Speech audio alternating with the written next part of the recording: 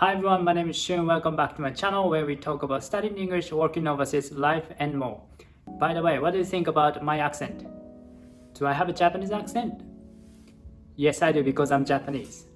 Do I have a bit of an Australian accent because I lived in Australia for about 5 years? Probably yes or probably no.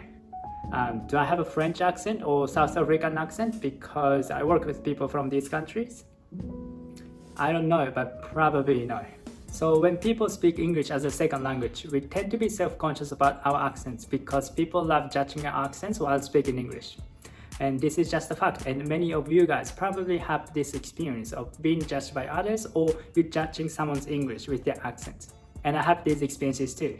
Okay, so the question is having an accent matter? Or is it something we should worry about when we speak English as a second language? My short answer is absolutely no, especially if your speaking level is from a beginner level to an upper intermediate level, and if you want to be fluent in English efficiently for communication. So this video about an accent, that's one of the topics people love to talk about when someone speaks English. Also, English learners are sometimes too self-conscious about their accents and making mistakes when speaking English.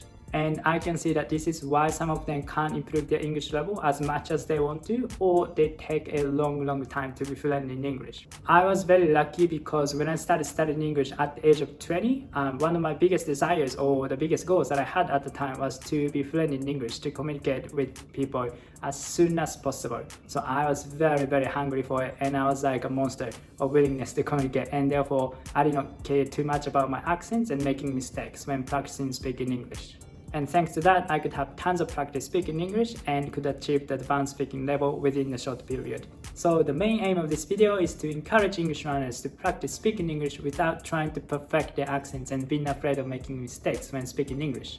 Because you need to make mistakes to improve your English, and this is the only way to achieve the advanced speaking level. In my opinion, it's more important to first have a solid basis and you can communicate because language is communication. If you can't do that, there's no point to have a perfect accent. In other words, you can communicate with people in English without having a perfect accent if you practice speaking English and if you have a good range of vocabulary, basic grammar skills, and so forth. With that being said, I think it's still very important to learn the native accents and how natives speak English from movies, YouTube, and other platforms, and you try to mimic the accents and how they speak English when you have time, because they're native English speakers, so they speak English efficiently with native accents. And this is what I did too when I studied English in Japan. Like, I tried to mimic the accents and ways they speak English from YouTube, talked to myself in English, and went to Eikaiwa to practice speaking English. But as I mentioned, what I first mainly focused on was to practice speaking English as often as possible to achieve the level where I can say whatever I want to say, to be able to communicate without trying to speak English with a perfect accent. Because it's nearly impossible to communicate with people if you are trying to have a perfect accent if you don't have a solid basis of speaking skill, since there are many other elements involved when you talk to someone, such as grammar skills, vocabulary, listening skills, and so forth. And thus, you can't just focus on perfecting your accent while speaking English. If you're heavily trying to perfect your accent when you communicate at the early stage as an English learner, you're just trying to perform a native speaker, but you are not actually communicating, so there's no point, and your English speaking skill won't improve that much. There are also other things English learners are self-conscious about, such as grammar accuracy, word choice, pronunciation, and so forth. These things are more important than having a perfect accent, because if your grammar and word choice are too random, and if you pronounce many words wrongly, people of course don't understand it even if you speak English fluently. However, it's completely okay to make mistakes when you speak English because you are an English learner and you need to make mistakes in the language to progress.